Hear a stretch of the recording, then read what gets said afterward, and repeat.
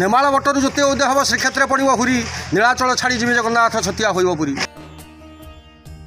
ଭବିଷ୍ୟତ ମାଳିକାର ରଚୟିତା ତଥା ପଞ୍ଚସଖା ମାନଙ୍କ ମଧ୍ୟରୁ ଅନ୍ୟତମ ମହାପୁରୁଷ ଶ୍ରୀ ଶ୍ରୀ ଅଚ୍ୟୁତାନନ୍ଦଙ୍କ ପୀଠ ନେମାଳ, ଯାହାକୁ ପଦ୍ମବନ ପୀଠ ମଧ୍ୟ କୁହାଯାଏ। ଏଠି ବର୍ଷକ 12 ମାସରେ ସର୍ବଦା ଭକ୍ତମାନଙ୍କର ସମାଗମ ସହିତ ବିଭିନ୍ନ ପରମ୍ପରାଗତ କାର୍ଯ୍ୟକ୍ରମ ଦେଖିବାକୁ ମିଳିଥାଏ। ବହୁ ଦୂରଦୂରାନ୍ତରୁ ଭକ୍ତଙ୍କ ସୁଅ ଛୁଟିଥାଏ ପ୍ରତ୍ୟେକ ଦିନ। ପୀଠର ଉନ୍ନତିକରଣ ନିମନ୍ତେ ବିଜେଡି ସରକାରଙ୍କ ସମୟରେ କିଛି ଅର୍ଥ ଅନୁଦାନ ଆସିଥିଲା ଏବଂ ଦେବୋତ୍ତର ବିଭାଗ ପକ୍ଷରୁ ଉନ୍ନତିମୂଳକ କାର୍ଯ୍ୟ ଆରମ୍ଭରେ ଅନେକ ବାଧାବିଘ୍ନ ସୃଷ୍ଟି ହୋଇ ଆସୁଥିବା ଦେଖିବାକୁ ମିଳିଥିଲା। କିନ୍ତୁ ଅନେକ କଳ୍ପନା ଜଳ୍ପନାର ଅନ୍ତ ଘଟିଛି। ଏବେ ପୁରୁଣା ଘରଗୁଡ଼ିକର ଭଙ୍ଗାରୁଜା କାର୍ଯ୍ୟ ଚାଲିଛି। ଶ୍ରୀ ଶ୍ରୀ ଗୋପୀନାଥ ମହାପ୍ରଭୁଙ୍କ ମନ୍ଦିର, ଶ୍ରୀ ଶ୍ରୀ ଅଚ୍ୟୁତାନନ୍ଦଙ୍କ ପୀଠ ତଥା ପାର୍ଶ୍ୱ ଦେବତା ଓ ଚତୁଃପାର୍ଶ୍ୱ ସୌନ୍ଦର୍ଯ୍ୟକରଣ କାର୍ଯ୍ୟ ଆରମ୍ଭ ଭକ୍ତ ଓ ସେବାୟତମାନଙ୍କୁ ବହୁ ଆନନ୍ଦିତ କରିଛି। ତେବେ ଆସନ୍ତୁ ଶୁଣିବା କ'ଣ କହୁଛନ୍ତି ସେବାୟତ ବା ପୂଜକ ମହାଶୟ। ନେମାଳ ବଟରୁ ଯେତେ ଉଦୟ ହେବ ଶ୍ରୀକ୍ଷେତ୍ରରେ ପଡ଼ିବ ହୁରି ନୀଳାଚଳ ଛାଡ଼ି ଯିବେ ଜଗନ୍ନାଥ ଛତିଆ ହୋଇବ ପୁରୀ। ଉତ୍ଥାନ ପତନ ପ୍ରକୃତିର ଚିରନ୍ତନ ନୀତି, ତା ଦେହରୁ କେହି ବାଦ ଯାଇପାରିବେନି। ତେଣୁ ପ୍ରଭୁଙ୍କ ପାଖରେ ଥିବା ଯେଉଁ ପୁରୁଣା ଜିନିଷ ସେଟା ଯେତେ ଦିନ ଯାହାର ପ୍ରଭୁଙ୍କର ଯାହା ଇଚ୍ଛା ତାହା ଏଠି ହେଉଛି। ମହାପୁରୁଷଙ୍କ ଇଚ୍ଛା ବିନା ଏଠି କିଛି ହୁଏନି। ସିଏ କର୍ମକର୍ତ୍ତା କ'ଣ କହିଲେ ନିଜେ ମହାପୁରୁଷ ହିଁ ଜାଣିଛନ୍ତି ତାଙ୍କର କୋଉଦିନ ଭାଙ୍ଗିବ। କୌଣସି ବ୍ୟକ୍ତି କେହି କୌଣସି ପ୍ରଶାସନିକ ଅଧିକାରୀ ମଧ୍ୟ ସେ ବାବଦରେ ସଠିକ୍ ତତ୍ତ୍ୱ ଦେଇପାରିବେ।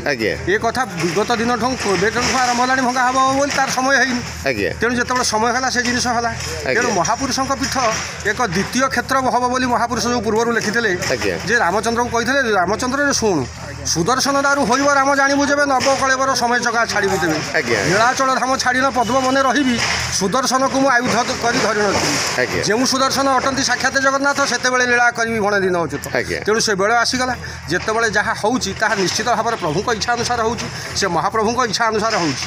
ତେଣୁ ତାଙ୍କ ଇଚ୍ଛା ବିନା ଏଠି କିଛି ହୁଏନି। ଆଉ ଗୋଟେ ପଦ ମଧ୍ୟ ସେ ଲେଖିଥିଲେ, ନେମାଳ ବଟରୁ ଯେତେ ଉଦୟ ହେବ ଶ୍ରୀକ୍ଷେତ୍ରରେ ପଡ଼ିବ ହୁରି ନୀଳାଚଳ ଛାଡ଼ି ଯିବେ ଜଗନ୍ନାଥ ଛତିଆ ହୋଇବ ପୁରୀ। ସମସ୍ତେ କହୁଛନ୍ତି ଛତିଆ ପୁରୀ ହବ, ପୁରୀ କିନ୍ତୁ ହବନି। ପୁରୀ ଯୋଉଠି ସେଇଠି, ଶ୍ରୀକ୍ଷେତ୍ର ଯୋଉଠି ସେଇଠି, ପୁରଣ ଯାହା ହବାର ଅଛି ହବ। ସେ କଥାରେ କେହି କହିପାରିବେନି, କିଏ ଆମେ ତାଙ୍କ ଅର୍ଥ ବି କେହି ବୁଝିପାରୁନି।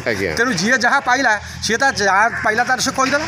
ତେଣୁ ତା ଦେହରେ କିଛି କହିବାର ନାହିଁ। ଯେତେବେଳେ ପ୍ରଭୁଙ୍କର ଯାହା ଇଚ୍ଛା ହେଇଛି ଯୁଗେ ଯୁଗେ ତାହା ହିଁ ହେଇଛି।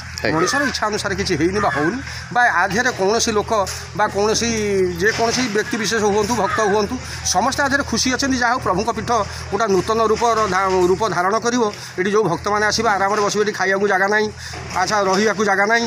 ତେଣୁ ସବୁ କ୍ଷେତ୍ରରେ ସୁବିଧା ପ୍ରଭୁ ତାଙ୍କ ପାଇଁ ତାଙ୍କ ଭକ୍ତଙ୍କ ପାଇଁ କରିଛନ୍ତି। ତେଣୁ ଭକ୍ତଙ୍କ ପାଇଁ ସେ ଅଷ୍ଟଗୁଜରେ ସେଇ କଥା ଲେଖିଥିଲେ, ଭାବ ବିନୋଦିଆ ଠାକୁର ଭକ୍ତ ବତ୍ସଳ ହରି। ତେଣୁ ଭକ୍ତଙ୍କ ପାଇଁ ଯାହା ସେ କରୁଛନ୍ତି ତାଙ୍କ ସୁବିଧା ପାଇଁ କରୁଛନ୍ତି। ତେଣୁ ଆଜ୍ଞା ଆମେ କ'ଣ, ତେଣୁ ଈଶ୍ୱର କେତେବେଳେ କାହାର ଅମଙ୍ଗଳ ଚିନ୍ତା କରିନାହାନ୍ତି। ଆମେ ବା କାହିଁ କାହାର ଅମଙ୍ଗଳ ଚିନ୍ତା କରିବା। ତେଣୁ ସେ ପ୍ରଭୁଙ୍କର ଇଚ୍ଛା ପୂର୍ଣ୍ଣ ହେଉ, ଏ ପୀଠର ଉନ୍ନତି ହେଉ, ଜନସାଧାରଣ ବା ଭକ୍ତବୃନ୍ଦ ଏଠି ଆରାମରେ ଆସି ରୁହନ୍ତୁ, ପ୍ରଭୁଙ୍କ କଥା କୁହନ୍ତୁ, ପ୍ରଭୁଙ୍କ କଥା ମାନନ୍ତୁ ଏବଂ ପ୍ରଭୁଙ୍କର ଇଚ୍ଛା ଅନୁସାରେ ସବୁ ଜିନିଷ ହୋଇବ। ମହାପୁରୁଷ ରଖନ୍ତୁ ବୋଲ ଆନନ୍ଦକୁମାର ହରି ହରି ଜୟ ଶ୍ରୀ ହରି। ପ୍ରଭୁ ଶରଣ ଅନନ୍ତ ବ୍ରହ୍ମାଣ୍ଡ ରୂପିଣୀ ଶରଣ ନାରାୟଣ। ଏହି ପୀଠରେ ଯଦି କହିବା ବିଭିନ୍ନ ସମୟରେ ବିଭିନ୍ନ ପ୍ରକାରର କାର୍ଯ୍ୟକ୍ରମ ଅନୁଷ୍ଠିତ ହୋଇଥାଏ। ହଜାର ହଜାର ଶ୍ରଦ୍ଧାଳୁ ଭକ୍ତଙ୍କର ସମାଗମ ଏବଂ ଭଜନ କୀର୍ତ୍ତନରେ ପ୍ରକମ୍ପିତ ହୋଇଥାଏ ଏହି ପଦ୍ମବନ ପୀଠ। ଯେପରି ପ୍ରଭୁଙ୍କ ତିରୋଧାନ ଦିବସ ଦେବସ୍ନାନ ପୂର୍ଣ୍ଣିମା, ମାଘ ଶୁକ୍ଳ ଏକାଦଶୀ ତିଥିରେ ଅଷ୍ଟପ୍ରହରୀ ନାମ ସଂକୀର୍ତ୍ତନ, ଦୋଳ ପୂର୍ଣ୍ଣିମା ଅବସରରେ ରାଜ୍ୟସ୍ତରୀୟ ଲୌଡ଼ି ଉତ୍ସବ, ଚୈତ୍ର ମାସରେ ଘୋଡ଼ା ନାଚ, ଶ୍ରୀରାମ ନବମୀ ଅବସରରେ ଶ୍ରୀ ଅଚ୍ୟୁତ ଶ୍ରୀରାମଲୀଳା ସାଂସ୍କୃତିକ ପରିଷଦ ପକ୍ଷରୁ ଶ୍ରୀରାମଲୀଳା ଇତ୍ୟାଦି ଉତ୍ସବ ପୀଠକୁ ବେଶ୍ ଭକ୍ତ ସମାଗମରେ ବାନ୍ଧି ରଖିଥାଏ।